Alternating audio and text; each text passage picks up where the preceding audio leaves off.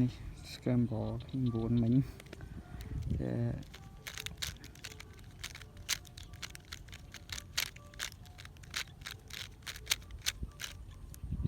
នេះ scramble មិញ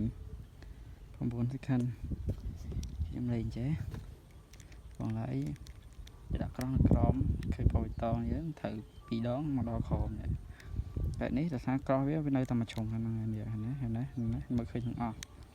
ថានេះពេលខ្ញុំ turn វាខ្ញុំចង់បាននេះមកក្រោមដែរថានេះវានៅក្រោមដែរពេលយើងកាច់មក turn យើងដឹងថាពណ៌នេះមកដល់ក្រោមនេះគ្នានេះក្រោះរបស់ខ្ញុំមួយហើយខ្ញុំកាច់អានេះមកក្រោម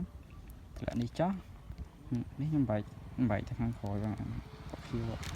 បើខ្ញុំធ្លាក់ធម្មតាខ្ញុំធ្លាក់បកខៀវពេលធ្វើទៅខ្ញុំទទួលបានអានេះភាគនេះគឺ free តែខ្ញុំ keep វាសិនដោយសារពេលនោះខ្ញុំឃើញភាគនេះអូខេហើយខ្ញុំត្រូវដាក់វានៅ back slot នេះឃើញណាអញ្ចឹងខ្ញុំក៏ធ្វើអានឹងមុនឃើញណាអានេះយើងមើលវាជាប់ដោយសារយើងត្រូវដាក់វាខាងក្រោយអានេះខ្ញុំក៏ set up វាមកដោយសារពេល set up ហ្នឹងខ្ញុំឃើញយើង keep យើងត្រូវមើលពេលលុបយើងត្រូវមើលអានឹងឲ្យជាប់ពេលយើងដាក់នេះហើយថាអាក្រក់នោះវាទៅណាចូលហើយវានៅដែរហ្នឹងហើយសារភ្លាមអញ្ចឹងវានៅកណ្ដាលមុខយើងមុខយើងឃើញ pair free គឺយើងឃើញ pair នេះភ្លាមយើងអាចធ្វើបានហើយអានេះយើងត្រូវតែ keep វាជាប់ពេលដែលថាមកវិញខ្ញុំមកធ្វើអាក្រោយមុនឃើញទេហើយយើង keep អា pair ហ្នឹងទៀតមើលអាហ្នឹងមកជាប់ថាវានឹងទៅណា